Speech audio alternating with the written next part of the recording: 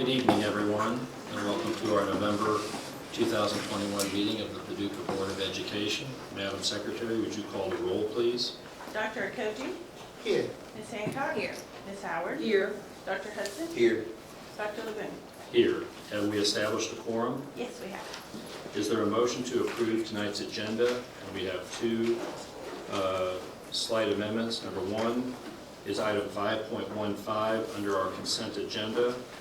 It's approval for an adjunct certification for 2 employees. That would be item 5.15. And then item 6.3 has some additional details that I'll share at that time. Is there a motion to approve? I so move. A motion to approve tonight's agenda.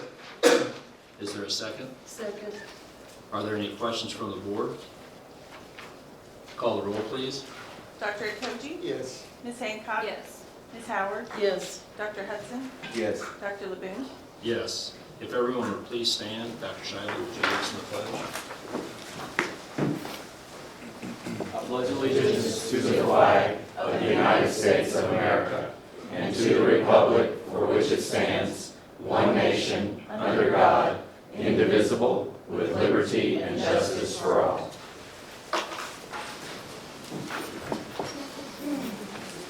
First item on our agenda tonight is the Equity Audit Report, and I'll ask Will Black, Assistant Superintendent, and Shonda Burris, our Equity Officer, to introduce the report and our presenters.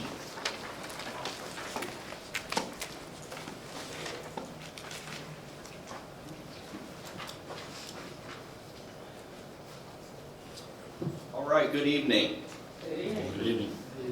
Tonight, it is my pleasure to introduce 2 professors from University of Kentucky who are going to summarize the findings of an equity audit that University of Kentucky has just completed in our district. Before I turn the podium over to the professors, however, I really want to take a moment to thank the members of our district Equity Action Committee. This committee, this group of people is made up of local staff, parents, community members, and students. And this committee, it was very invaluable in terms of the success of this audit. Although the audit was designed and implemented by University of Kentucky, this local committee provided feedback on survey and focus group questions. They even had a hand in expanding the scope of the audit, and they were critical to the rollout of the process. They helped us organize focus groups, in other words, find locations for the focus groups. They helped make sure that equipment was there, or that copies of paper surveys were out to the community. So they were really important to the implementation of this process. I might also mention that they attended Zoom meetings as a team with the professors every 2 weeks at night for months to roll this out. So really appreciate the members of this committee. And actually, I'd like to just say, if you are a member of the committee, if you would mind, if you're here with us tonight, if you would mind standing so we can recognize you.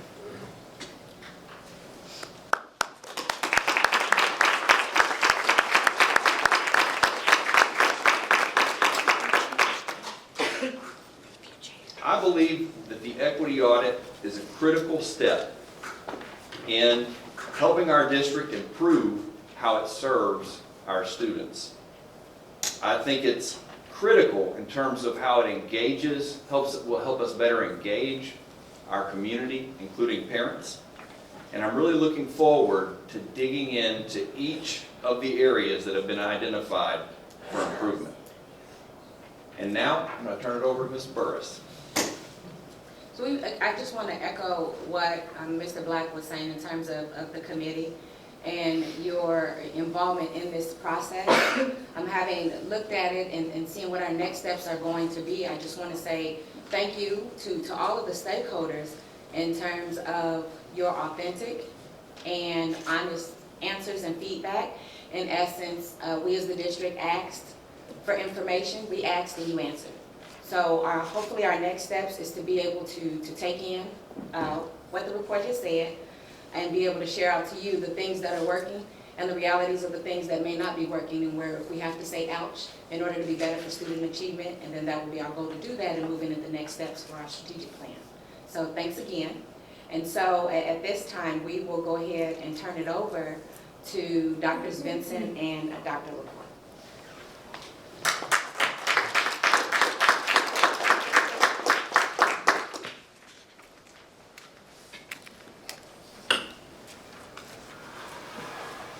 Thank you, Mr. Black. Thank you, Ms. Burris.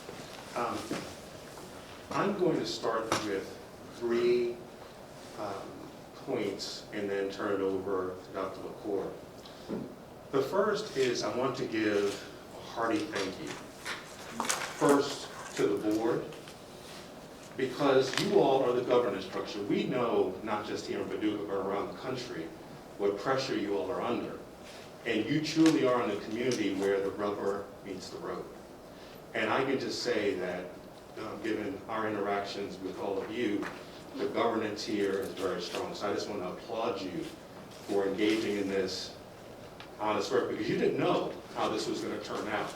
And so I just want to applaud you, particularly the school board members who served on the committee. So I just wanted to thank you, Ms. Howard, and you, Dr. Koji, for being so committed and engaged. You were great representatives for the board. I do want to thank both Will and Shonda for their exceptional work being point people. They truly were transparent. They were open and honest. Will, we must have talked certainly weekly, if not more than that. And Shonda, when you came aboard, you just added such depth and breadth. So I wanted to thank you both. Of course, I want to thank the committee members. You all did a phenomenal job. And I want to give a special shout out to the students. Your brilliance reflects well on Paducah, and you will have a very bright future. And of course,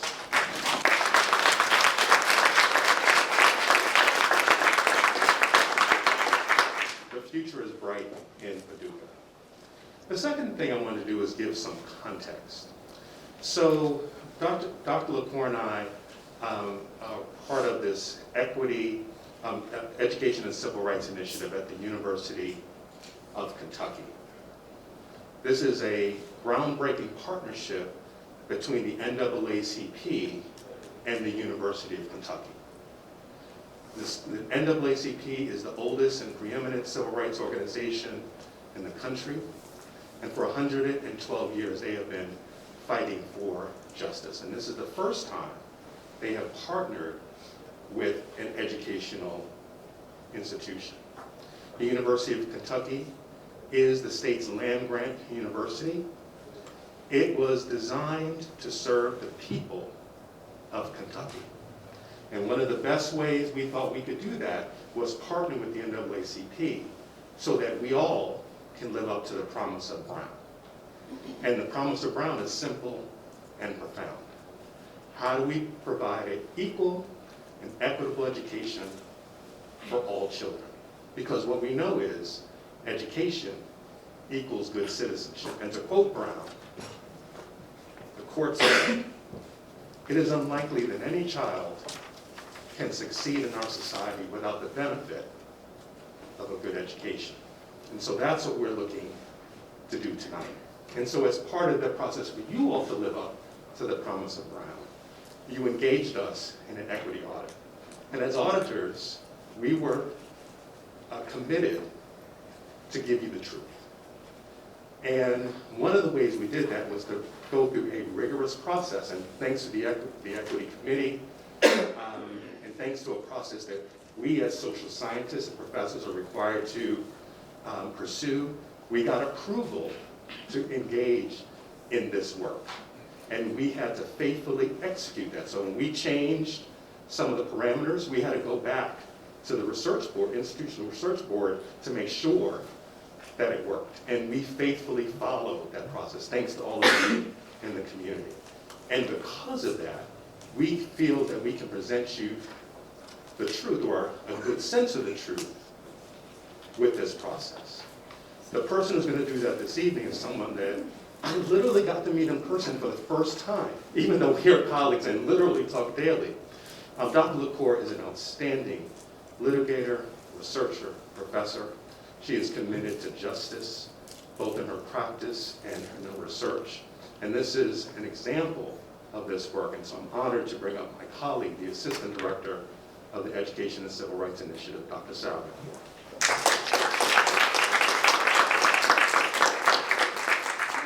Thank you, Dr. Vincent, and good evening, everyone. I want to echo Dr. Vincent and Mr. Black and Ms. Burris in thanking everyone, but I want to extend that to all of you who gave us such valuable feedback, who participated in focus groups, who took surveys, who gave your voice to us and allowed us to research what was going on in this community and to provide this feedback. So thank you so much for trusting us with your stories and with your voice. This is our plan for the presentation this evening, a little bit of background, and then I'll go through our findings across multiple points, and finally the recommendations that we made to the board. So Paducah Public Schools were founded in 1864 and began the process of desegregation in 1956, and was actually reported in the Conference before the United States Commission on Civil Rights in 1959. It's a diverse district with a student population that is roughly, this is using data that's a couple years old, but roughly 40% Black African American identifying students, 42% white, 7% Latinx, and 12% identifying as two or more races, around 3,300 students. Comprised primarily of 5 schools, 3 elementary schools, Clark, McNabb, and Morgan, Paducah Middle School, and Paducah Tillman High School. Of note in our process was the fact that Paducah Tillman High School is named for the widow of a Confederate general. And a motto of the district, its actual vision, is to know each and every child by name and by need. So the purpose of an equity audit is to identify institutional practices that produce discriminatory trends and data that affect students. And so that's what we were really doing, is we were trying to dig in and see what is going on, what is the story behind the story. In education research, we hear a lot about achievement gaps, and as researchers, we know that achievement gaps are symptoms of underlying opportunity gaps, and so that is what we were looking for. And in fact, when we pull up the report card for Paducah Public Schools, we see that particularly at the high school, there is a notable achievement gap in the most recently reported data. And you'll recall that last year there were no report cards in for the achievement test due to COVID interruptions, so we go back a couple years with this. We also see evidence in the civil rights data collection of some discipline gaps, overrepresentation of students of color in exclusionary discipline. And so we were charged with uncovering what was going on behind that story. The way we did this is we took out surveys. So we surveyed the students in the middle school and high school using a Qualtrics survey. We had 964 student respondents. We sent out surveys to personnel in the district and had 310 respondents in that category. We sent out surveys via your messaging system to families in the district and had 367 responses. And we sent out community surveys. You'll see here that it says TBD. We had 81 individuals respond via Qualtrics, and we had 16 individuals respond with paper copies that were provided to us via lockboxes. So again, thank you to everyone who completed those surveys. We also held focus groups for students, community, and personnel. 3 focus groups for students. We did a stratified recruiting strategy for the student focus groups. Community focus groups, we hold a total of 8. Those were published, publicized, and made freely open to whoever chose to participate. And then personnel focus groups, 2 that were open and 1 that was for administrators who felt they would be more comfortable not speaking in the presence of their subordinates. We also reviewed some policy documents, the Code of Acceptable Behavior and Discipline, the curriculum guide to the high school, and the middle school student handbook.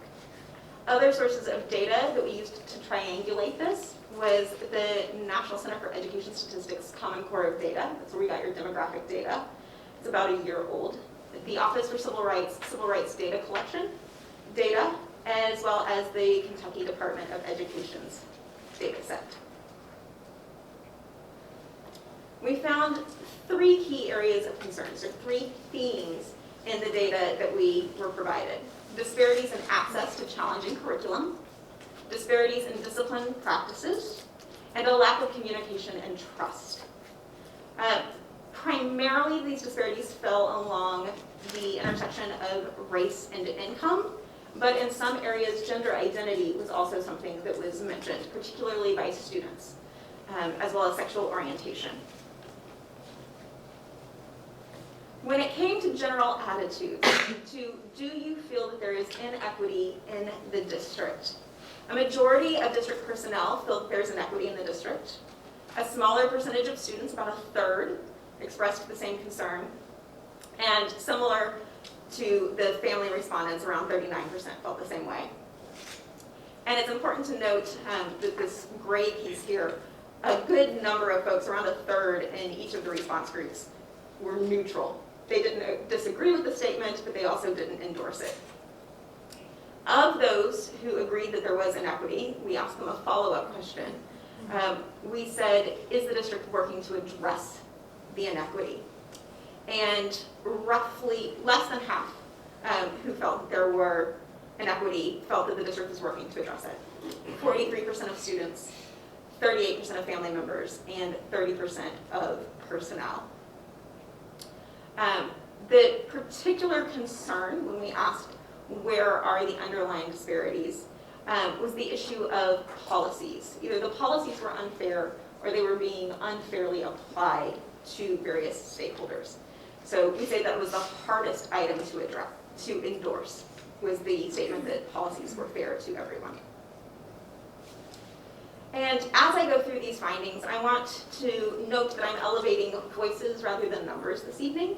So I have pulled out quotes from the open responses on the surveys and from the stories that folks shared in the focus groups. So there was a statistically significant difference between white students and students of color in their expressed engagement with their courses. White students feel more engaged. Also, a marked difference here between LGBTQ plus identifying students and their non-LGBTQ peers. Again, non-LGBTQ identifying peers feeling more engaged. When asked for specific areas of growth for the district to work on, the most identified area was academics. Specifically, students were concerned with the lack of representation of Black students and students of color in their AP courses. So one white female said, making an active effort to start putting more students of color in honors programs early on. A white male said there should be more diversity in upper level and AP classes. This may be a problem originating in elementary or middle school. The racial distribution in my AP classes is not at all representative of the racial distribution of the school as a whole. It was echoed by personnel who took their survey, and a majority of their open responses on areas of growth spoke to academic sorting and tracking. Many students of color are shut out from advanced classes. The process for which students are identified for GT or honors classes is vague at best. Students of color are stereotyped and railroaded into lower classes and are not challenged as other peers, yet students who are affluent are afforded opportunities that others are shut out of.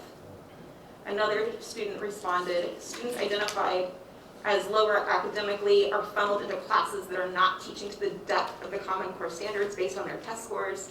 However, some students, white, wealthy, are able to attend a higher level or even GTC classes if their parents so choose, even if they are not on academically higher level. This leaves out many students of color and doesn't seem to be an option for them. So these things carried over to focus groups, where community members and personnel alike expressed concern with academic sorting. I defy anyone here to tell me the policy on identifying a child for GTC. I think maybe there's a perception that some students are not welcome in certain courses, AP and honors courses, because of their race, because students in there don't look like them. There's one elementary school that has a full-time GT teacher and they identify all these students, but the other two schools don't have a GT teacher there every day and don't really have a GT program.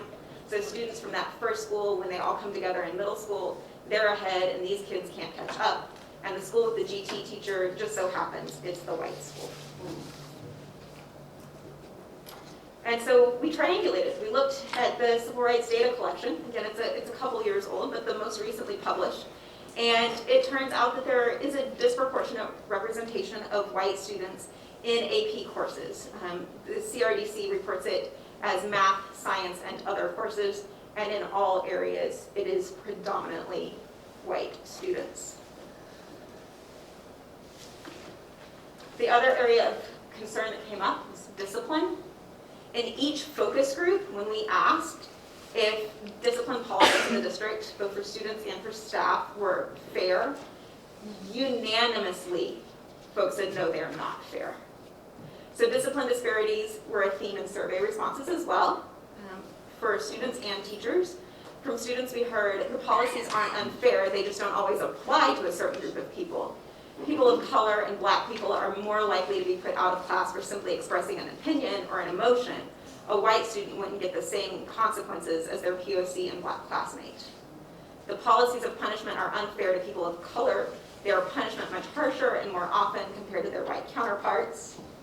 From teachers we heard teachers have been terminated for far less offenses than dressing in blackface to mock students at their school. It seems administrators are not held to the same standard as teachers or classified staff.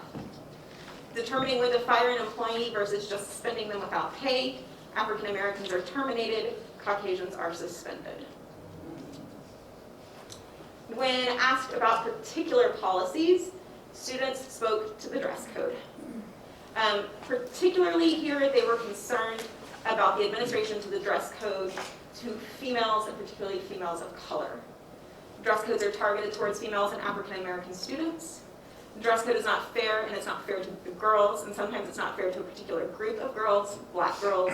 We get dress coded for certain clothing, and when a white girl wears it, they don't. In focus groups, students and staff expressed concern about dress code enforcement.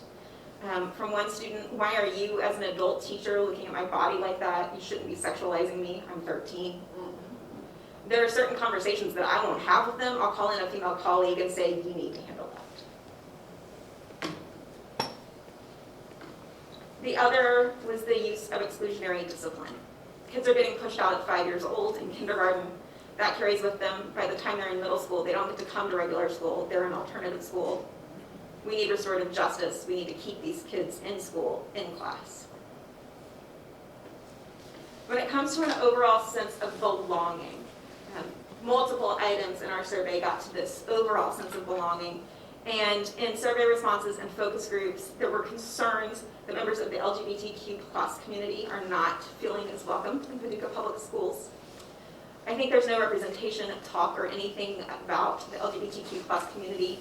I don't think there should be a lot of attention drawn to it, but sexuality and gender is something that I think a lot of students in Paducah struggle with. But there's no justification, representation, or people they can talk to except maybe fellow students. And there is a lot of homophobic speech thrown around in Paducah. And I think that is because nothing is said or done about this. And there is no reason for them to think it is wrong. They don't know that people aren't straight or cisgender by choice. That's how people are, and they still deserve to be treated like humans. I am personally not out to many people, so people don't say things to me, but they say them around me, and I know what it feels like to be put down because you're different. When it comes to sexualities and genders, people purposely misgender non-binary and trans people. Most of the people who do it are students, but again, there are some teachers that do it on purpose. Trans kids get bullied for being who they are and who they want to be. This is completely unacceptable when it comes to this school. School is where everyone should be accepted and loved no matter what. We need to change this. There's some teachers that just use the wrong name or pronoun on purpose. Like, plenty of people may forget, that's okay. The teachers do it on purpose. They say that's not your name, or I'm not going to call you that. Overall, in the survey responses, the liker type items, they again were statistically significantly lower levels of a sense of belonging. And finally, trust and communication. And this was a thread throughout our feedback that we received from surveys, from focus groups, from conversations and folks coming up to us. There's evidence of a significant lack of trust between the district and personnel, between the district and the larger community. I don't feel like I can voice my concerns to anyone. It seems when someone speaks up, then they get axed. We never see anyone from the district in our building. In some ways, that's okay, just let us do our job, because when they are here, we know it's not good. They don't just come by to say good job or that they appreciate us. One way that this distrust was expressed was the sense of what happens in terms of hiring and firing decisions. Many survey respondents and focus group participants indicated concerns that decisions were made based on race and or cronyism. People are hand-selected for jobs. It's more important who you than how good you are for the job. There's too many promotions, new hires based on who knows who, even if there are more qualified people in the district who applied for those jobs. And then we found that people of both Black and African American race and white people felt that there were racial biases and that they felt that it cut both ways. So when you overlook or weed out African Americans for leadership positions in the district, minority applicants are given preference or others. Black teachers and administrators are often promoted to higher positions even though they were weak, mediocre, or inadequate in a previous position. The superintendent comes in and terminates all the Black people and replaces them with white teachers. You took away all our role models. So we address each of these areas through our recommendations. First is access to gifted and talented. We get the sense from our feedback from the community, our surveys, and from looking at the data that there is a tracking problem that begins in elementary school. Particularly, students at Clark are being afforded perhaps opportunities that students at McNabb and Morgan are not. From our conversations, it's our understanding that Clark has a 1.2 FTE GT teacher, and the other elementary schools have a 0.4 FTE GT teacher. So it's a disparity that should be addressed to provide additional resources to the other two elementary schools. While we are fans of local control and think that identification of GT students should reside in the local school, we would like to note that whatever the policy is, it should be published, communicated, and it should be stuck to with fidelity. Allowing parents, particularly parents who already have social and political capital, to request that their child be moved disrupts this identification process and advantages those who already have that social capital. Our recommendations for your consideration for identification of GT students would be things like reading 2+ years above grade level, math test scores in combination with grades. We note there are concerns about the fairness of those tests, as well as teacher recommendations. We move from there to the high school, and our recommendation is that the district provide AP for all. There are two manifestations of AP for all. I prefer option 2, but many folks are fans of option 1. So option 1 is to set an expectation that each and every student will take a given number of advanced placement courses, and then through the advisement process, that student is helped in selecting the appropriate AP course for him or herself. The second option is that all students take AP English language, perhaps for their English credit, and are prepared to take calculus AB or statistics for their 4th year math course. And then curriculum and supports are adjusted down to the middle school level to allow for this. The current positioning of the curriculum guidelines, the prerequisites, are such that students who are going to take AP calculus, that is determined by their middle school math selections. So making room so that everyone is prepared for that. Additional considerations, the cost of AP exams is currently borne by students and may pose a financial barrier to students who wish to participate. So the district should review its policy in paying for AP exams in advance rather than reimbursement for students who succeed on those exams. Students are asked to make that election about halfway through the course, and so we think that it poses a barrier for students. Research shows that opening the gates to allow all students to participate in the most challenging curriculum is associated with growth in the lower and middle percentiles, but it does not have any negative impacts on the highest achieving students. Those students continue to achieve at a high level. We also note that despite the civil rights data collection's emphasis on STEM coursework and our reference, to which AP classes should or might be emphasized, but we aren't just for STEM or for STEAM. So arts education is a great way of reinforcing math success. And so our recommendation would be, as well as increasing access to AP coursework, that you would explore opportunities for community partnership to also expand pathways in the arts. In terms of discipline, we recommend using restorative justice and implementing it with fidelity. It's a form of discipline that focuses on repairing the harm caused by negative actions. And it can be and should be applied to both personnel and students. It's a way of solving the situations that come up, and it also increases communication, which is a key piece of our findings. In terms of students, it recognizes that the students are active and empowered participants in the resolution process. And rather than working on excluding students, like you would with a suspension or an expulsion, restorative justice focuses on restoring students to the community as participants while holding them still accountable for their behavior in terms of consequences to the community.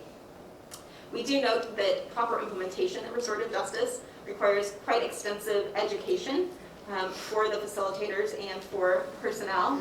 So an additional step or an intermediate step might be the creation of a peer resolution panel, a peer court.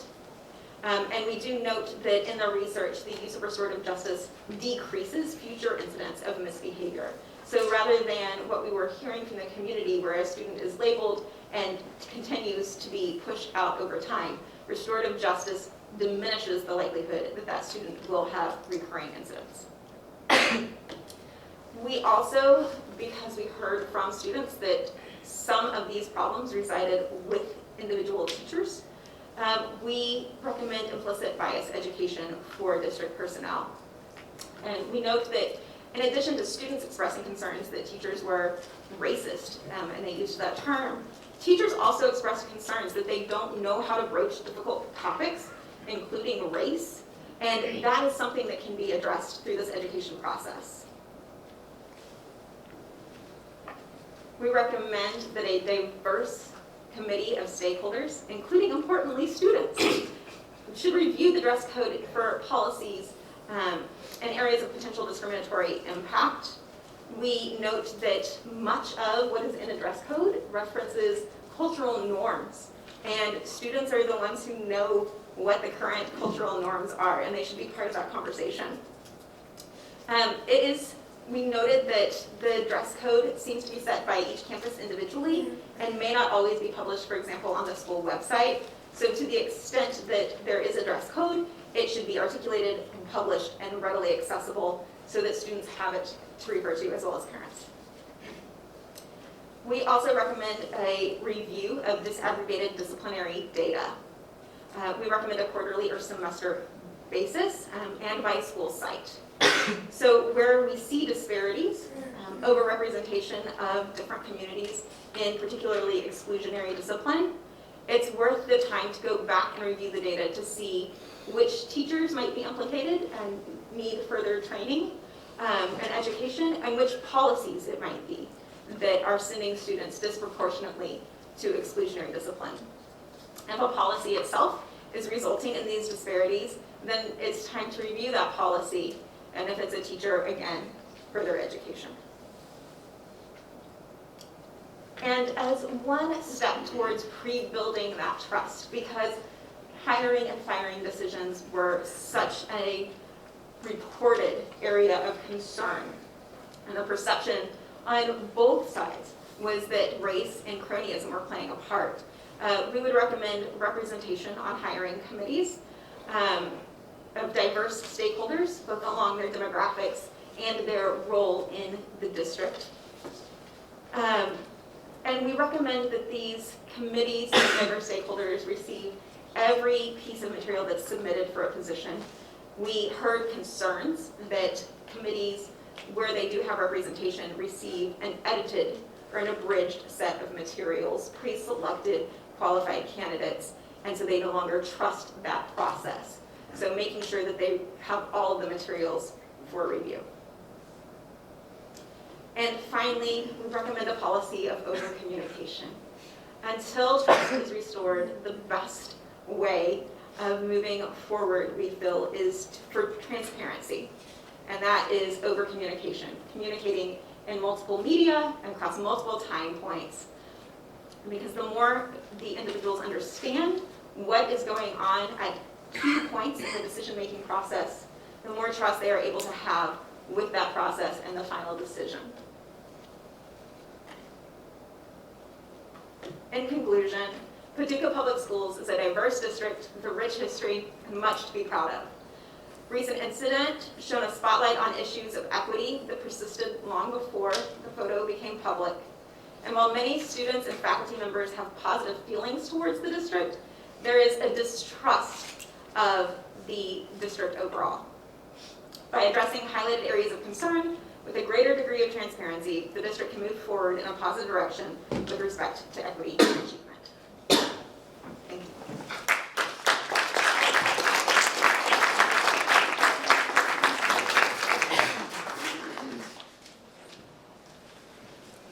So we wanted just to briefly touch on next steps. So our work is done as equity auditors, and you are so fortunate, and I applaud the leadership for selecting Drs. Cleveland and Akins to take the next step to work with you all on how do you begin to conduct this work and begin to execute the recommendations. Although this phase of work is done from the University of Kentucky, Dr. LaCour and I and our team stand ready to help in any way you all deem appropriate. It was an honor to do this work. A beautiful drive from down from Nashville, I might say. Nice, and we're here to help in any way we can. We are here to serve the people of Kentucky. Thank you.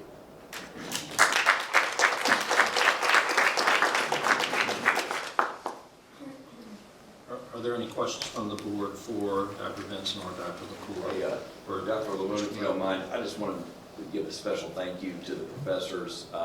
Not everybody realizes this, but for the price that we paid, we really did receive a lot of support from University of Kentucky, not just with the audit, but just with the process with our committee. And I just want to thank you all for, a long-term commitment to our district. We appreciate you hanging in there with us as long as you did and with all your help. Thank you. Just want to say that.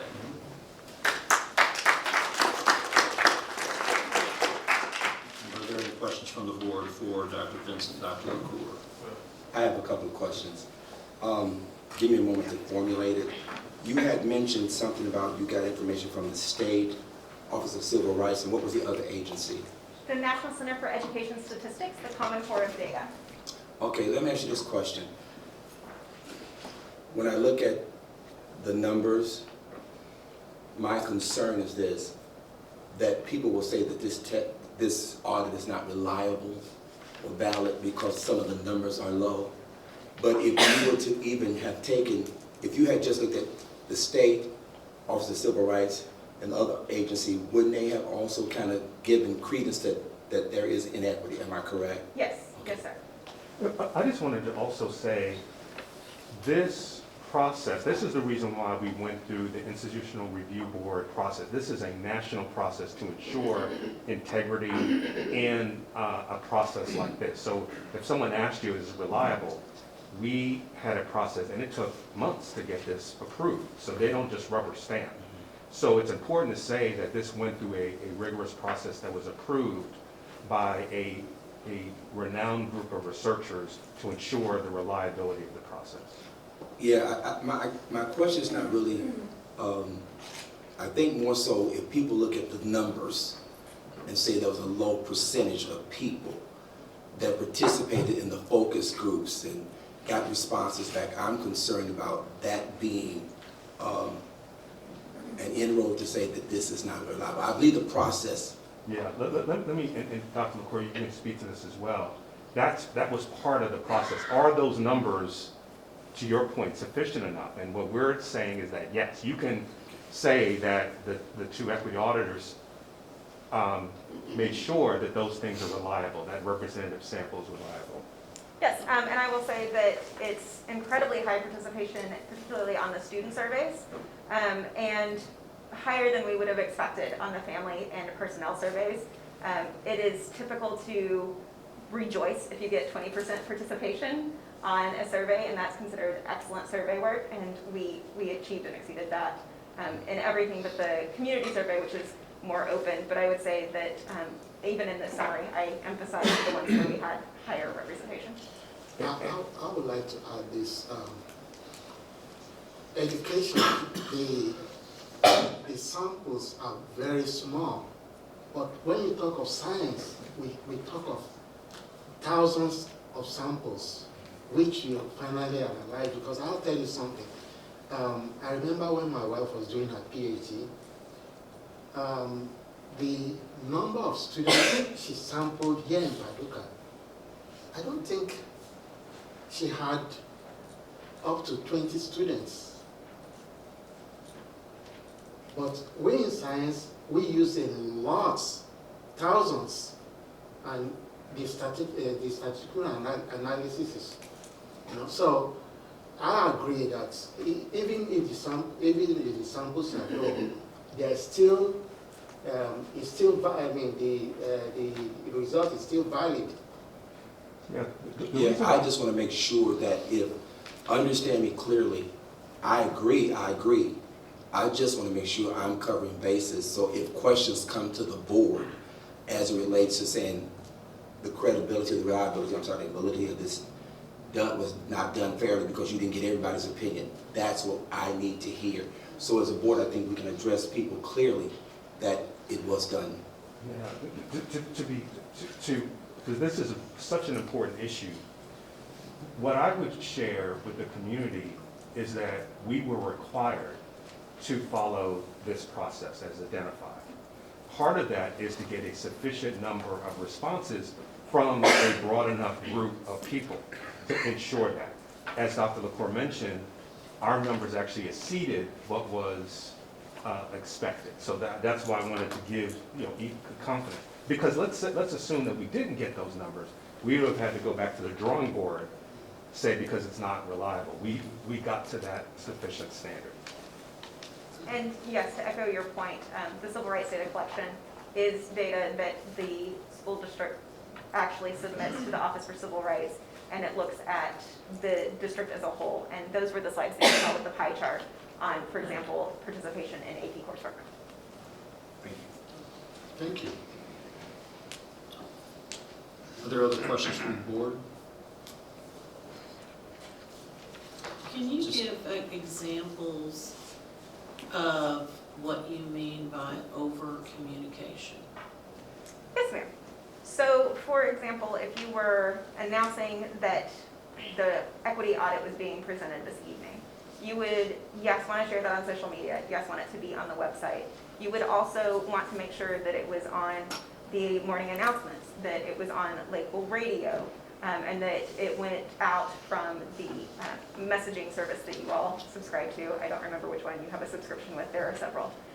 Just to make sure that there are multiple opportunities for folks to know the information and to be able to participate in it. So if there is a decision that is being made that is a multiple time point, letting folks know as you move through that process what the decision is, and just being as transparent as the law allows. Yeah, Ms. Howard, one of the important lessons I learned from my head of communications said that most people need 7 touches before to kind of really penetrate the community. So those kind of concrete examples what Dr. LaCour mentioned gives that. And again, just that's not you have to be rigid about it, but just to give a sense of those multiple ways. Oh, I sent out an email. That's not enough, right? So that's what I kind of took in when you have a core message, 7 touches, begins to get to the vast majority of the community.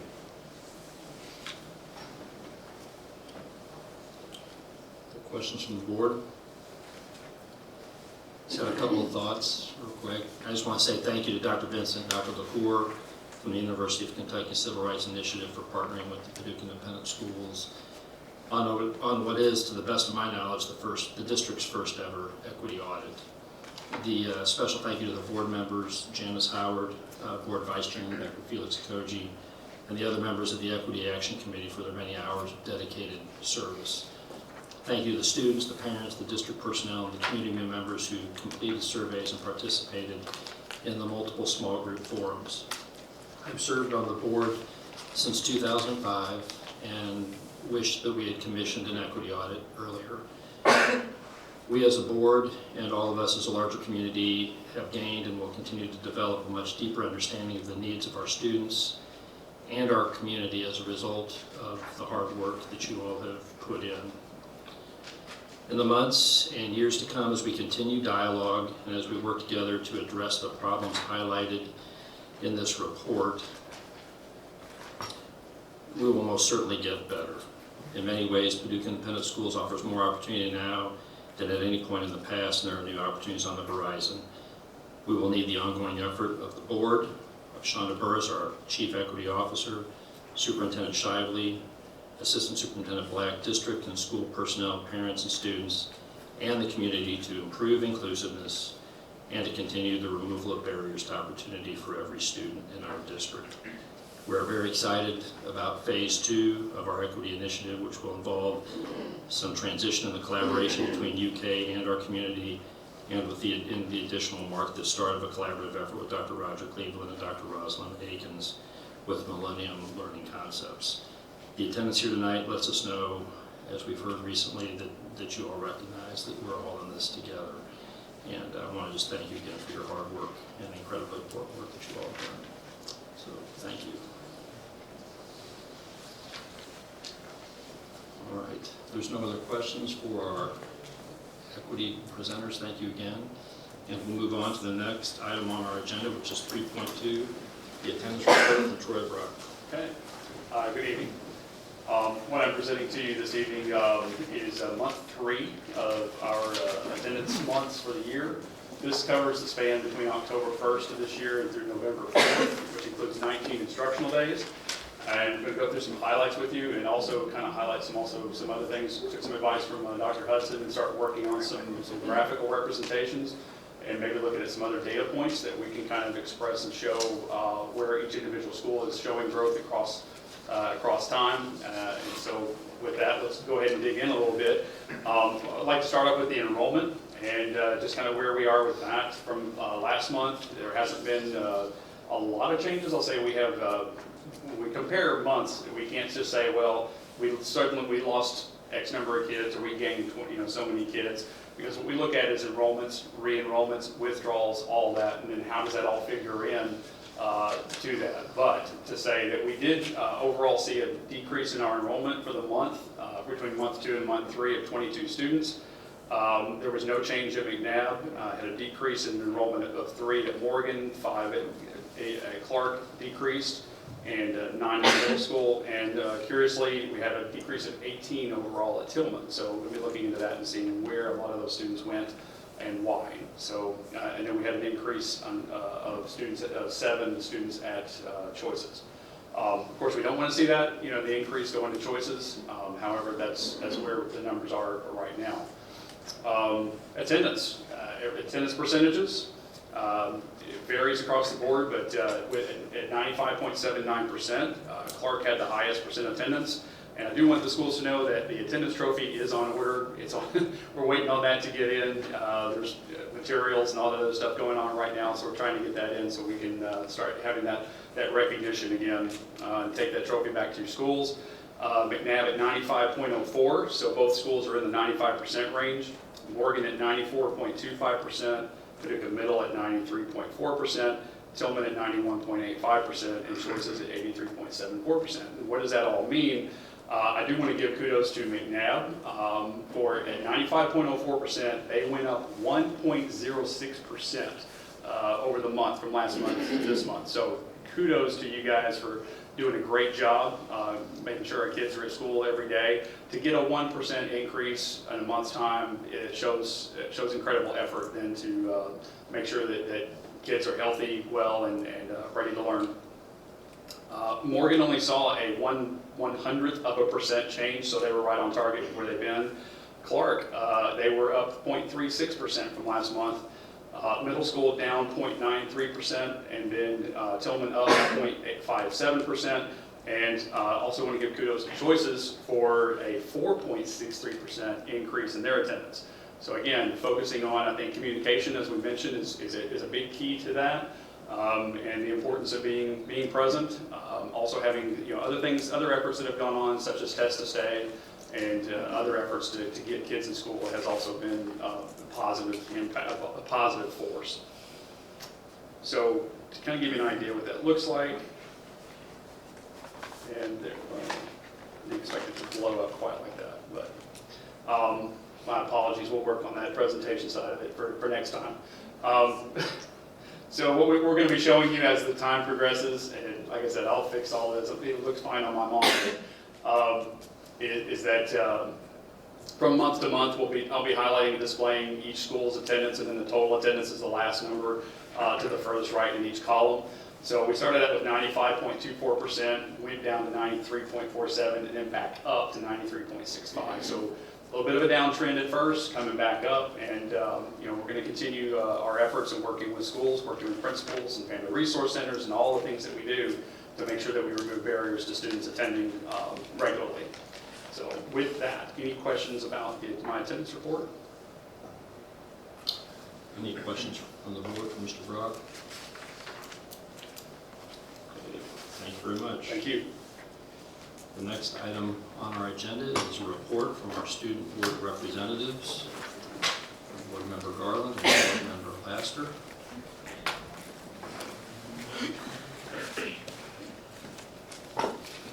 For those of you, if you're joining us for the first time for a board meeting, just giving you a little bit of a recap of these amazing young women that are standing to my left. And so last year, the opportunity with the board of Dr. Okoji's help, the opportunity came about for junior board members to be elected. And these two young ladies were elected by their student body to represent the student voice. And so what they have been afforded the opportunity to do, and they're going to share out this report. So since the last meeting, they have attended 4 of the 5 schools. And we're going to let them share out what they have heard, what they have received from our junior board members. And so, but what I want to do is just to acknowledge they are given a task to do, and then they are allowed to do it. So what you are going to hear from them is their report. They have gone to the schools, they have spoken to the junior representatives, and this is their report. So I just wanted to applaud, for you all to applaud the efforts of Deja and Sanaya, because they are killing it. They have been given that task to be student advocates and to have their voices heard and to be the representatives for the school, and they are doing just that. So we applaud them.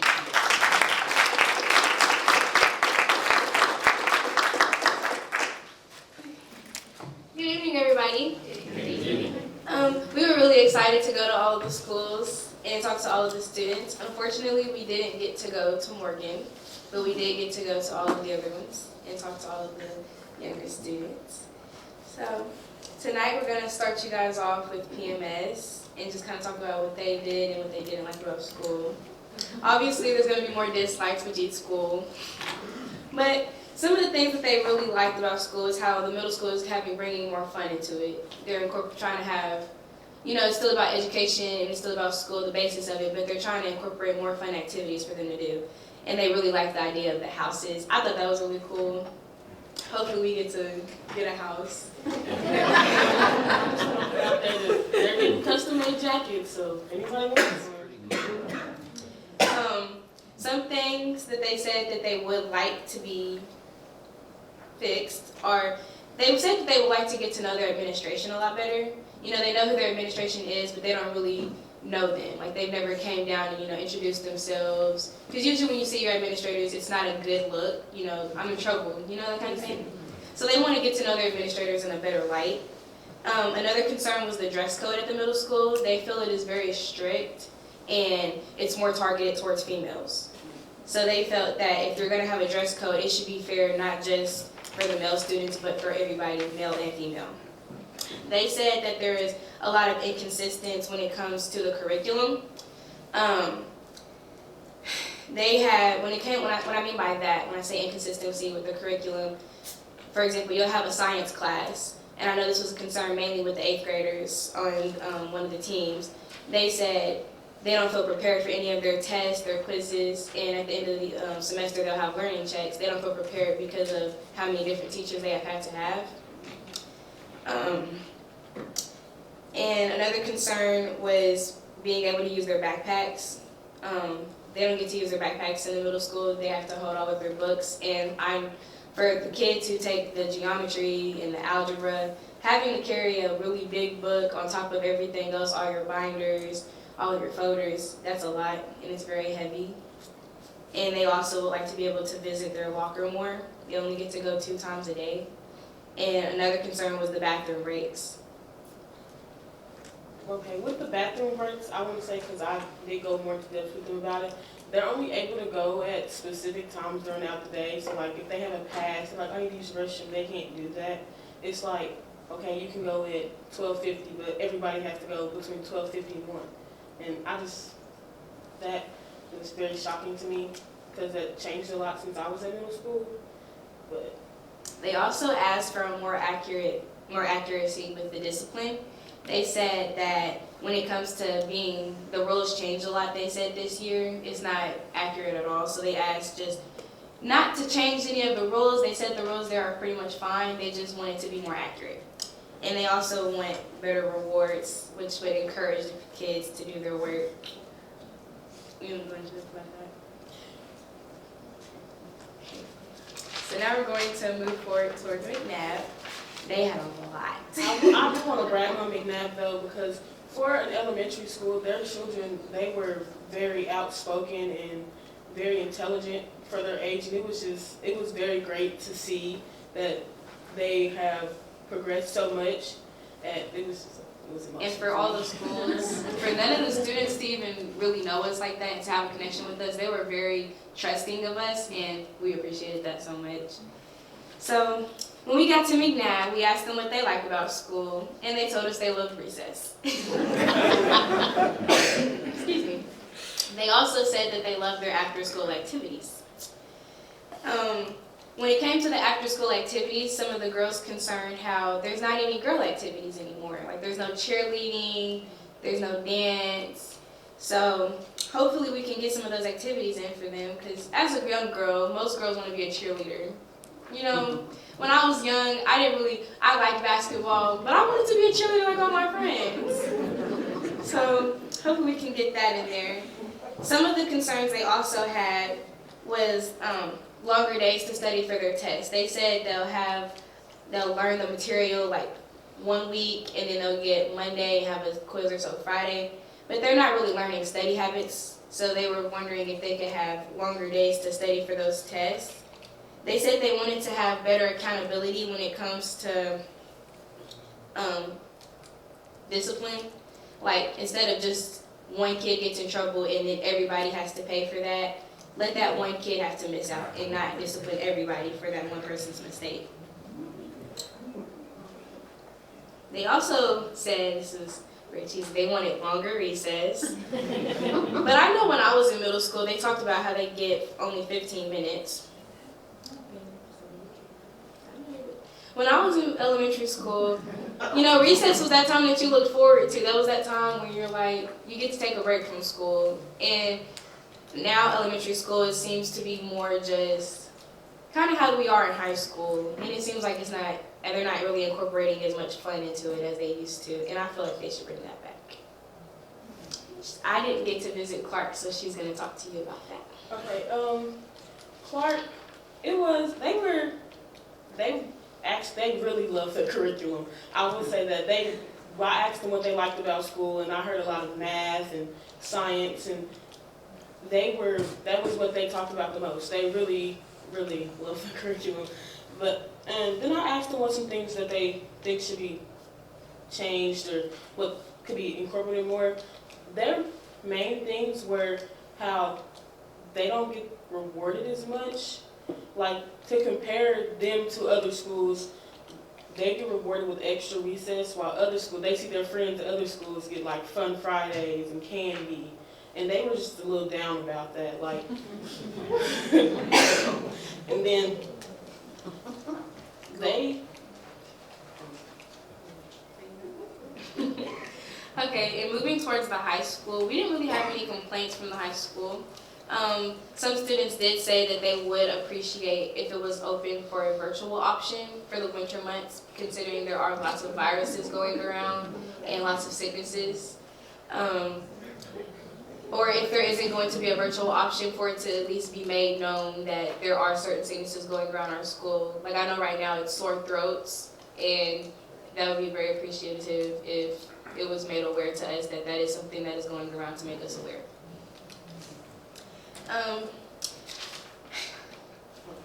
Moving forward, we wanted to ask the board if there was any possibility of any trainings or programs for us to go to, for us to learn better about our position and how we can do better.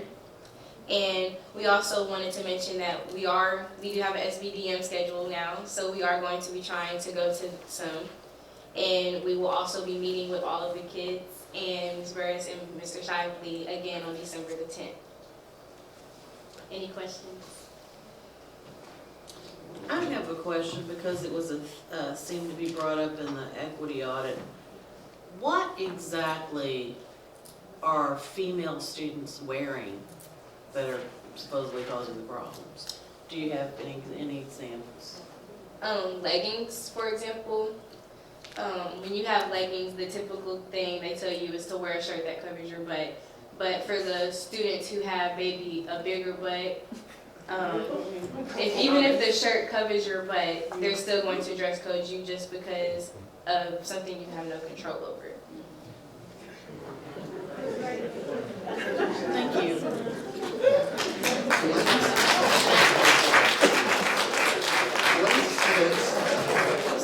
When students complain that they don't see administrators, are you referring to board members or teachers? And when you say administrators, what exactly? More like the principals, we asked them, you know, how are they liking their principal? How are you liking your assistant principals? And they really didn't know anything. They didn't know what them through. They just, you know who they are, but you don't know anything about them. Okay. So they wanted to get to know them better.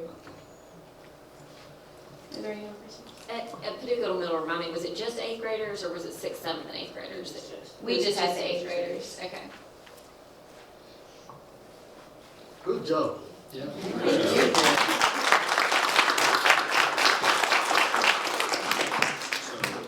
I think, Ms. Burris, would you look into some training options? They had mentioned some trainings for them to just see what might be available and present us some options that they would be interested in that you think would be useful.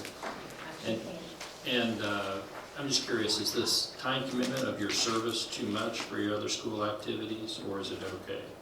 I mean, you've been to each school, you're going to be going to SBDM meetings, and you're doing a lot of things. Is it manageable? Yes, sir. Okay. I'm good. I like it. All right, good. Good. Thank you. Any other questions from the board? Okay, thank you very much. The next item is item 4.0, which is hearing from individuals and groups. We've asked people if they wish to speak, to sign in prior to the meeting. Typically, we ask people to reserve their comments to 5 minutes, and the board typically doesn't respond, and we ask people to follow just civility in our board policies with regard to disruptiveness and things like that. So first item is, I'll just take both of these together, 4.1 and 4.2. This is oral communication from the audience regarding items which are or are not on tonight's agenda. And I'm just going to go down the list of sign-ins that we have so far. And the first is J.W. Cleary with the NAACP.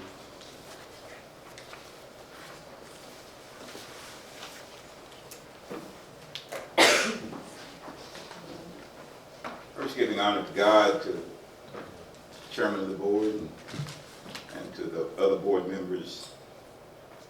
It would be only fitting to say that we had a wonderful affair last night, and most of you all were there. And I don't know how you feel about it, but I felt like one of the biggest things that came out of that particular affair was the fact that working together, the sky is the limit.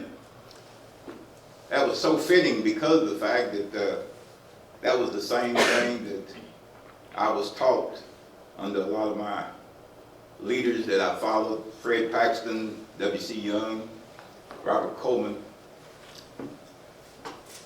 Velma Hammock, Mary Sled, because we got to make sure that the women are included, because he told us that last night also. But the only thing that we wanted to say on behalf of the NAACP, and I was hoping that for sure we can get a copy of the audit report. We were wanting to actually go over it also. But the NAACP, the ultimate goal is our students. And we feel like that the support of we truly support our students. And the second is the fact that I want to feel like that it was professional people that did this audit, and we support the audit because of the fact that we want what's best for our students. I think that's the ultimate goal. I don't care what anybody say, because of the fact that we're not going to be here forever, so we got to train our students to be better than us, and I feel like the only way we can do that is try to push them along and not be in their way.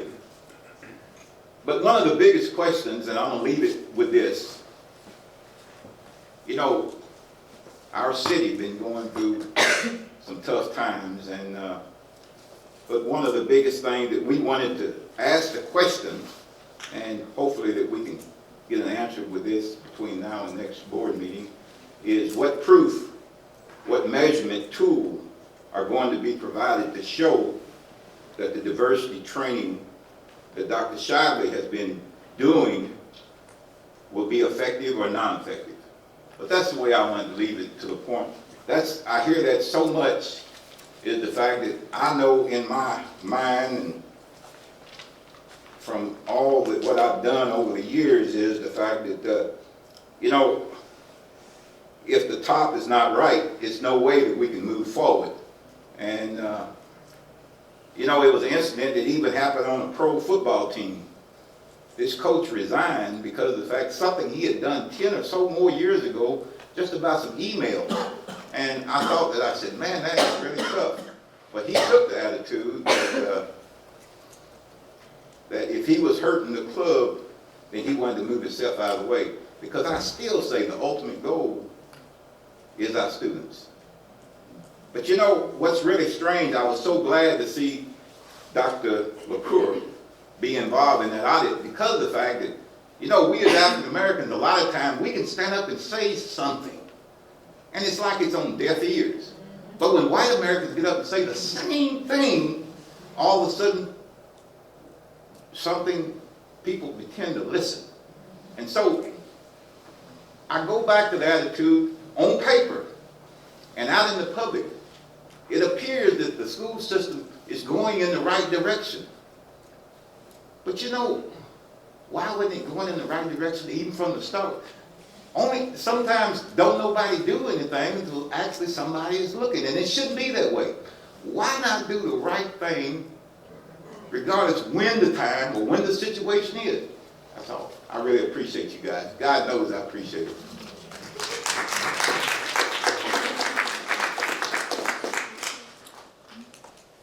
Thank you, Mr. Cleary. The next person who signed up to speak is Andiama White. Sure. There are some other names on here, but their names are crossed out, so I'm assuming that means they didn't want to speak. Are there other people here tonight that want to speak regarding items that are or are not on the agenda? And if there are, you're welcome to approach the podium, give us your name and speak. I'm trying to buy you some time, Mr. White.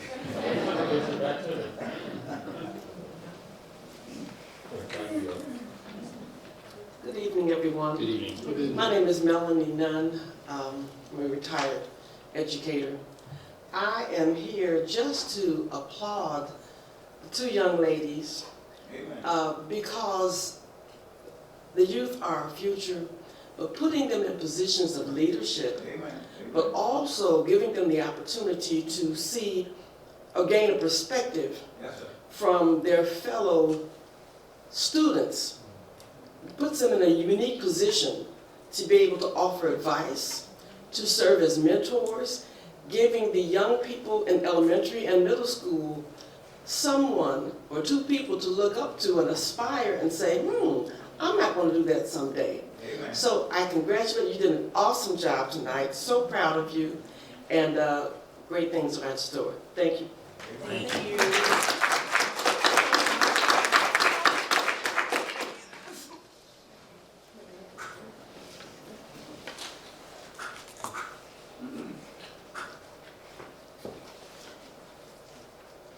Good evening to the board, everyone in the audience. First thing I'm going to say is you hear a lot of mm-hms and ums in the crowd.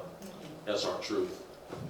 That's what we're experiencing. When they did that audit, you hear and a lot of groans and everything. That's what we felt, what we knew, and what you're just now getting, the truth that we've already been telling you. So it's nothing new to us. Maybe new to you, but it's not new to us. So the reason I'm here is to speak about, I've been meeting with Dr. Shogley for several months. Myself and JW have met with him, and I've also met with him with a pastor at one time.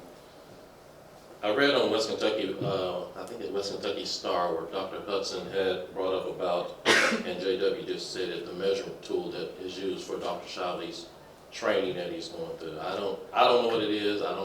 I guess y'all don't know if he's coming to any of the five of you to give you what results he's having from working with Dr. Palmer, I guess that's his name, out of Louisville, the pastor out of Louisville. What I don't know if he's come to anybody about that, but today I decided to write something instead of going off the cuff, because sometimes that's not good if I do that.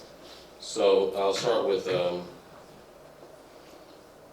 I read the school board meeting, read school board member Dr. Hudson's concern about who do you report to for your monthly trainings on racial equity. 2 weeks ago, I asked you the same question, plus to explain to me, since it has been some time, what you have learned from these trainings dealing with race, considering your blackface incident. You deflected from both questions and didn't answer them. What I get from that personally is that this is just a checklist for you. That's my personal belief, that this is just a checklist. I've met with you at least 5 times, and 5 times in, for you not to be able to answer how you have grown from this process is my reason to believe it is not sincere. You have spoken with several community leaders of Paducah. Through these talks, what have you learned about the black struggle and the effects of your blackface picture? I've asked you have asked for grace and mercy in order to keep your job. Has that been granted? Maybe it has by the board, considering they have the final decision if your contract will be renewed next year. Does it matter to this board, if the community has given you the grace and mercy that you asked for? How will they know? Besides community leaders, how many regular stakeholders have you spoke with dealing with this discretion?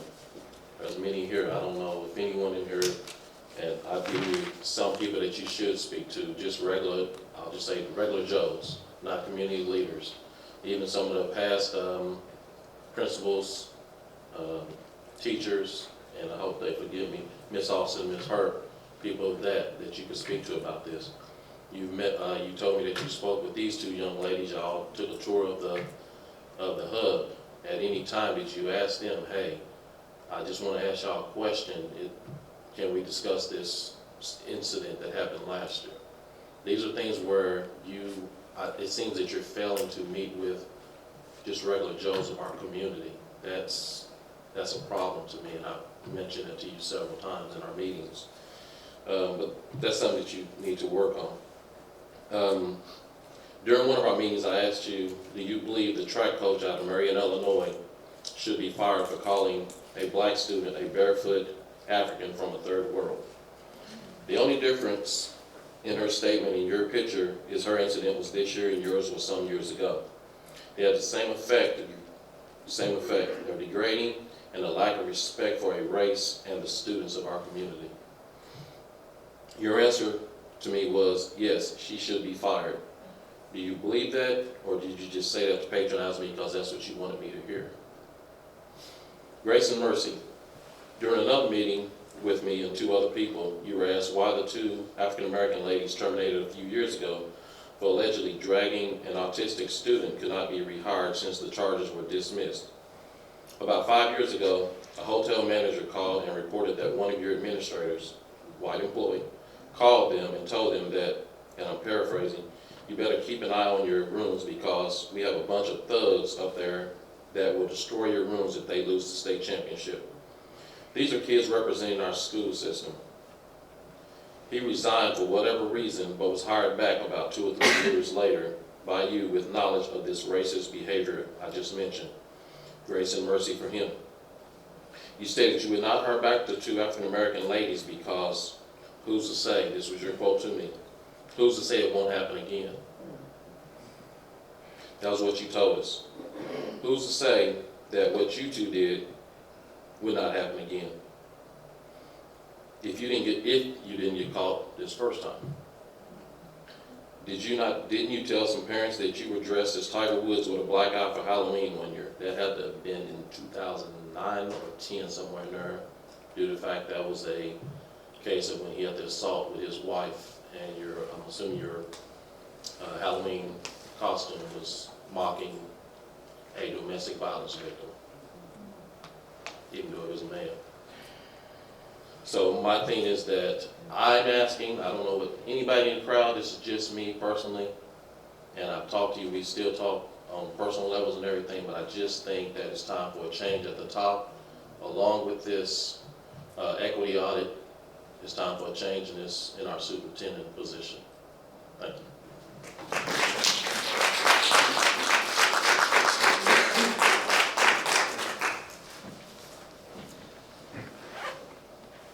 So I'd ask, there were a few members here, their names were, or people names were crossed out. I just want to make sure that anybody who's here who wanted an opportunity to speak regarding items that are or are not on the agenda has an opportunity to do so.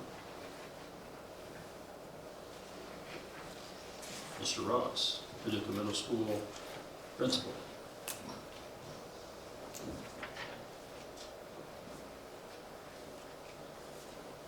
I didn't intend to use this platform, but I'm going to take advantage of it because the audit was so had such great participation. The SBDM Council of Paducah Middle School has given me the charge and go ahead to do a listening tour to address this concept about the dress code. So be looking forward to some publicity about that. I'll be in every community in town to hear from our stakeholders about what it is that they want to see in a dress code as we continue to draft and make revisions so that we can do what is best for our students. Thank you all so much.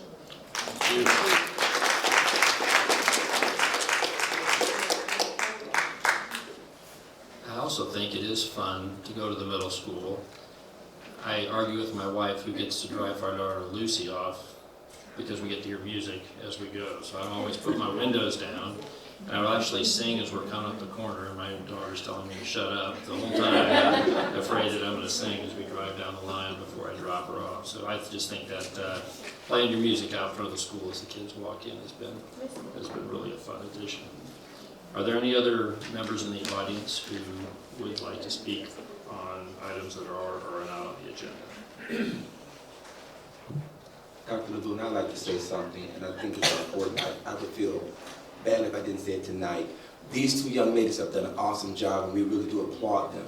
But I want you to know the person who was behind this whole process all along, that was Dr. Felix Okoji. That was his vision that he brought to the board a few years ago, and we're just not getting the opportunity to bring forth. So I want us to say thank you, as well as thank the young ladies as well.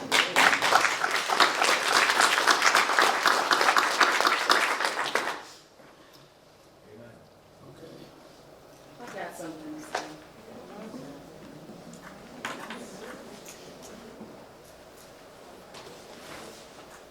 Good evening, board. Good evening.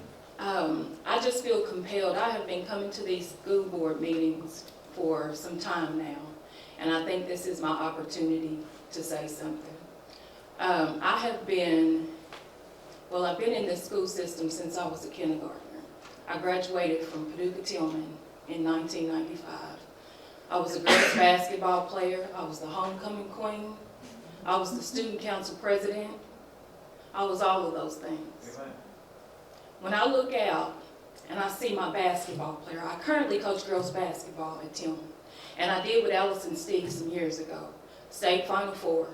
Great. I know you heard of us. If you haven't, go look at the picture. But as I look at my girls basketball player that's sitting here in front of me with blue hair, she has blue hair. What do you think that reflects? That reflects Paducah Tillman, which reflects the tradition of excellence. And the idea that last week I spent probably 2 weeks trying to find them shoes that matched, because I'm concerned about what they look like, because I'm concerned about how they are going to be perceived when they walk in the Marshall counties and the McCracken counties. Amen. Amen. I pay particular attention to their appearance because I know what they're going to get, and it's always been this way. I was in their shoes, but I want them to reflect excellence. I want our entire district to reflect excellence. And can you say that right now, that we are a reflection of the tradition and the excellence in which some of our people have built? And I'm just going to leave it at that. Amen.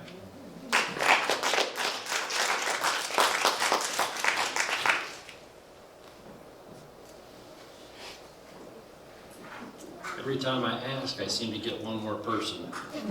So I'll just ask. It's like church. Yeah. Good evening. Good evening. I truly did not intend to speak tonight.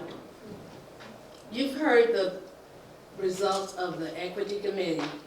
While I was sitting on that committee, I was told that, oh, it's just another committee. Nothing's going to come of it. Nothing, even if it's something does, nothing's going to be done. The truth was stated in the Equity Committee. And there are even more. It's even more than what was stated. I implore you, do not sweep this under the rug. Amen. Look into it. Investigate. Yes, it hurts, and yes, I don't want to hear this, but I knew this. I've been in the system too long, and I've told you, Dr. LeBoon, Will, I've told you from the beginning, this is a great system. This is a system with a lot of resources. I'm told there's a bunch of money in this system. Whether there is or not, let's use it for all of our students. We heard a few minutes ago, and if you go into some of those classes, you'll know that equity is not being held in all of those classes. You'll know that there are some classes that in the community you hear about, oh, that 6th grade class. Then you heard that 7th grade class. Then you heard that 8th grade class. Well, what were we doing to change those things? I saw things that could have been changed. We have to have the strength. We have to have the faith. We have to have the endurance. We have to go in there, Dr. LeBoon, and change some things because it's not right. All of our students should be getting challenging classes. All of our students should feel like they're a part and feel engaged in our system. We can't sweep this under the rug. It's the truth. Please investigate. If you don't know, ask us. We'll eagerly tell you what's going on. If we know it and we're in the community, you should know it, and you're being charged to carry on our system.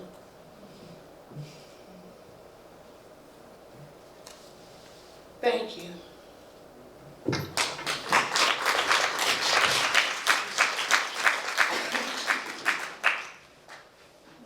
Ms. insert, I just want to read one sentence from the middle of what I had read earlier.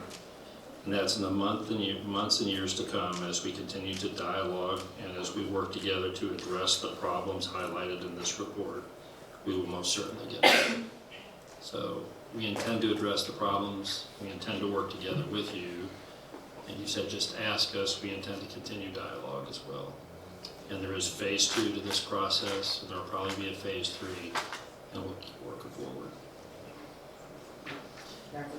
Yes, ma'am. I tried to sit. I am Cynthia Austin. I am a retired principal of Paducah Middle School. I apologize for not having been to the meetings, but I'm a 100% caregiver at home. So I've watched you on Zoom. And I have to say that I'm glad what the report said. And half the people in here were my students, so I'm proud to see them as leaders now. Shonda's in there grinning. But that tells you how old I am. But most of these were my students, so I'm glad to see them speak out. And I need you to know that my heart is in Paducah Middle School. It's always there. And I know we beg to get tennis shoes, like we're still begging now. Yes, there are inequities in our system, and there have always been, and they're getting better. But I will say that, Dr. Shonda has been around and talked to everybody. And I made a comment to someone. I said, now, I've never been able to evaluate myself. I've never been able to go out and talk to the public and come back and tell you, well, Dr. Hudson said I'm doing good. Reverend Henderson said I'm doing great. You all ought to be with him when he's doing those things. Because how do you know what we're saying? And who's going to come back and say, oh, they don't like me, I'm doing bad. So I don't understand. And then I'm going to give you body language. There's also a counselor, math teacher, principal, and assistant principal. So I did it in high school and middle school, so I've been through it. But I was disappointed when I looked up, and I don't know Mr. Brock, but the message I got when he got up, heard me through with this. I got a report to give. That's what I'm talking about. Show respect for everybody. I don't care what color they are. But when I saw that, I looked, I said, I guess this report's really important, because he's going to let them do what he's going to sit up here and get himself ready when I don't see anybody else getting up on the agenda quick. So I'm sorry to call your name out, but that just blew my mind when I saw it. And I thought, these are the kind of things we're talking about. Dress code, that's been a long time too. But I had my kids at my school, if somebody walked in the cafeteria and they had on the wrong things, Ms. Officer, you can get them. I said, okay, I got them. We tried to be fair. Dress code is hard, but you also have to take in all body shapes and sizes. They wanted us to wear pants and tuck your shirts in. I wouldn't do it, because I didn't like my stomach showing, and I know the kids wouldn't like theirs showing. So you have to be personal with the kids. And if you'll talk to them, black, white, pink, or blue, they will tell you what's on their minds. But I really think it's time for our system to change. And as far as the AP classes, I remember that we had to pick students, and they wanted 30. My teachers came to me, they said, they want 30 for Tillman. I said, what if I got 35? Well, they only want 30 in their class. You put 35 on the list. That's Tillman's problem, not mine. So you just don't go. We've had this going on. It's time for it to stop. It really is time for it to stop. And I've never heard our system talked about like it's been, because I was in it 30 years and I enjoyed it. So I'm like the rest of them, we hope that you will do the right thing. Thank you.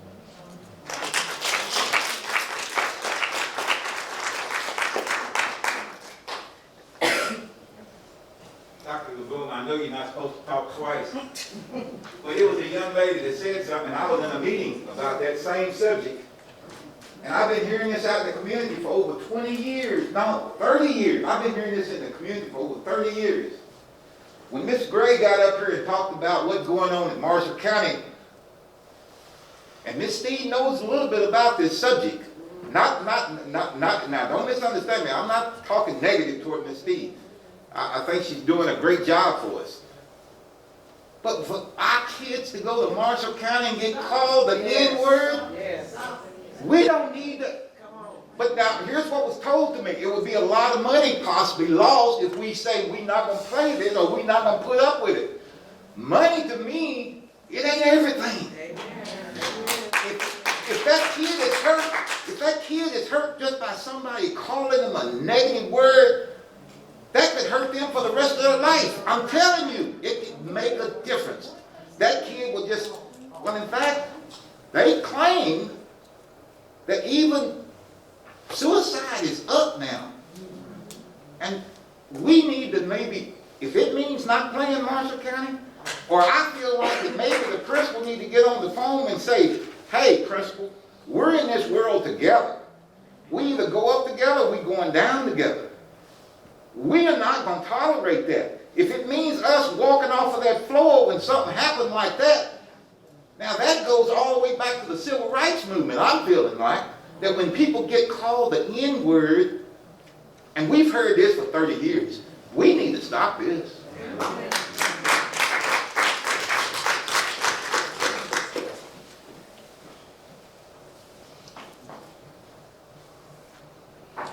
You only used 4 minutes the first time, JW.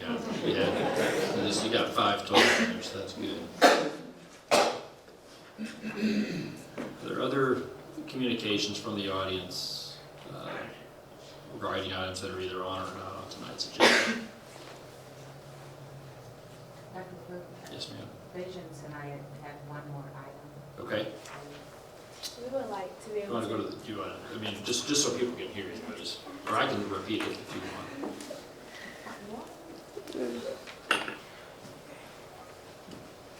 We were just hoping to be able to have a time to meet with the board members alone and not with the public, to maybe talk about some issues. There were some more issues, more in depth that we wanted to talk to you guys about that were concerning to us with the schools, and we wanted to know if there was a time that we could meet with you guys. We'll figure out a way to make that happen. Thank you. Yeah.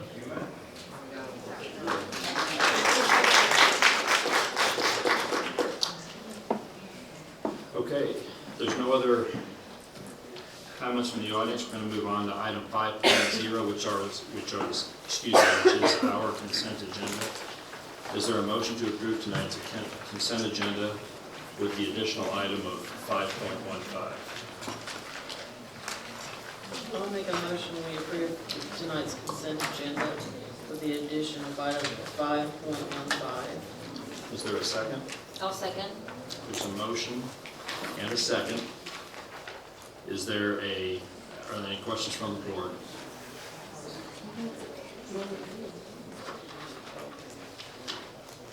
Call the roll, please. Dr. Koji? Yes. Ms. Hancock? Yes. Ms. Howard? Yes. Dr. Hudson? Yes. Dr. Levine? Yes. Item 6.1, CATS offer of assistance. The superintendent recommends that the Paducah Board of Education approve the CATS first offer of assistance for fiscal year 2022 in the amount of $24,988 as presented by Dale Weaver, Director of Technology. The district must match this amount to receive this offer.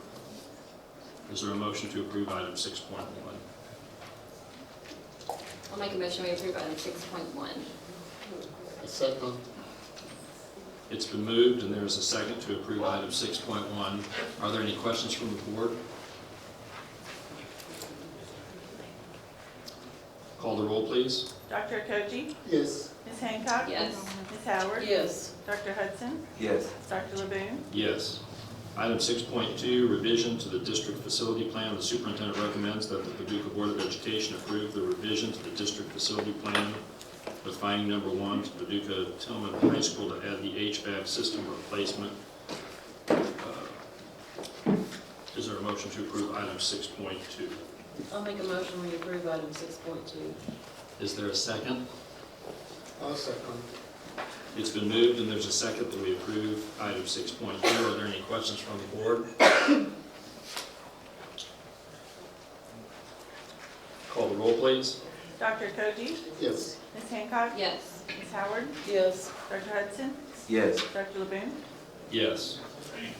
Item 6.3, bids for early site work for Paducah Head Start project, VG 20-236. The superintendent recommends that the Paducah Board of Education take action on bids for the early site work for the Paducah Head Start project as recommended by Matt Gum, Alliance Corporation. And isn't there...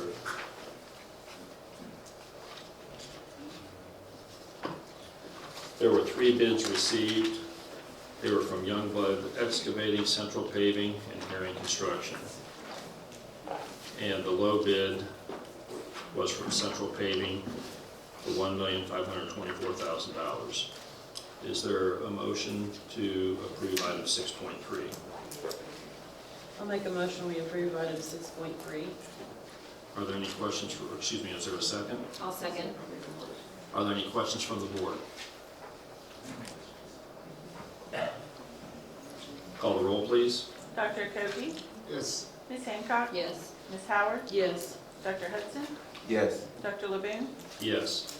Item 6.4, the Paducah Head Start Project Asbestos Inspection Services, BG 20-236. The superintendent recommends that the Paducah Board of Education approve the agreement with Bacon Farmer Workman Engineering and Testing for an asbestos inspection of the 13 houses located between 21st Street, Polk Street, Washington Street, and 23rd Street. These will be demolished to make way for the new Paducah Head Start facility, which is part of BG 20-236. Would anyone move that we accept, or excuse me, move to approve the Paducah Head Start project? I so move. Is there a second? Second. There's a motion and a second from the board. Are there any questions? Call the roll, please. Dr. Koji? Yes. Ms. Hancock? Yes. Ms. Howard? Yes. Dr. Hudson? Yes. Dr. LeBoon? Yes. Item 6.5, payment to contractor, BG 20-236. The superintendent recommends that the Paducah Board of Education approve the payment to contractor for the Paducah Head Start Preschool Project, Bacon Farmer Workman for engineering services in the amount of $4,000. Is there a motion from the board regarding item 6.5? I'll make a motion, we approve item 6.5. Is there a second? I'll second. Are there any questions from the board? Call the roll, please. Dr. Koji? Yes. Ms. Hancock? Yes. Ms. Howard? Yes. Dr. Hudson? Yes. Dr. LeBoon? Yes. Item 6.6, payment to contractor BG 17-179. The superintendent recommends that the Paducah Board of Education approve the payments to contractors for the Innovation Hub project as outlined below. Payment number 34 to contractor Ray Black & Son, $54,954. And there's 3 direct pay vendors, Core Chemical, Wind Materials, and Jim Smith Contracting, $24,000, $6,194, and $7,140. Is there, would anyone from the board like to move payment to contractor for BG 17-179? I'll make a motion to approve item 6.6, payment to contractor. Is there a second? Second. Are there any questions from the board? Yes, ma'am. What is the Innovation Hub project? Is this like a new project or the one that's already there? This is the existing Innovation Hub that we're in right now. This is some of the ongoing work that's being completed. Are there other questions from the board? Call the roll, please. Dr. Koji? Yes. Ms. Hancock? Yes. Ms. Howard? Yes. Dr. Hudson? Yes. Dr. LeBoon? Yes. Item 6.7, new position, Secretary for STAY program. The superintendent recommends that the Paducah Board of Education approve the new position of Secretary 1 for the McKinney-Vento program, which is the STAY Homeless Student Program. This position is paid for on the district salary scale with McKinney-Vento grant funding for the next 3 years and will increase the effectiveness of the program in our district. Would anyone from the board like to move approval of this new position? I'll make a motion to approve item 6.7, the new position for Secretary for STAY program. Is there a second? Second. There's a motion and a second. Are there any questions from the board? I just want to ask about the program, what it is. Like, what is it? So is anyone here from the STAY program? Speak probably to that. What's the question? She was, you were wondering, I think, what the STAY program entailed. The STAY program is, it's McKinney-Vento, which is federal funds that come through to us, and what that addresses are barriers to students and families who are experiencing homelessness temporarily or long-term. And what we do is once those students are identified, and we can put resources and provide resources like transportation, clothing, food, anything that we can do to help remove the barriers for students to attend school. That's what the program is intended for. Okay, thank you. Are there other questions from the board? Call the roll, please. Dr. Koji? Yes. Ms. Hancock? Yes. Ms. Howard? Yes. Dr. Hudson? Yes. Dr. Levine? Yes. I believe we need to go into executive session regarding personal property and potential litigation. Anyone from the board like to move we excuse into executive session? Is there a second? Second.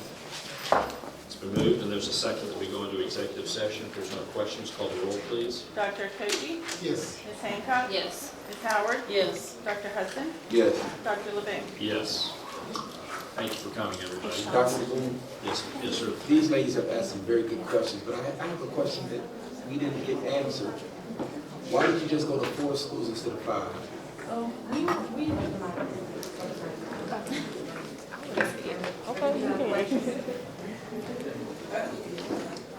We contacted Morgan, we contacted all the principals in a group chat, and then we even contacted them separately, and we just never heard back from them.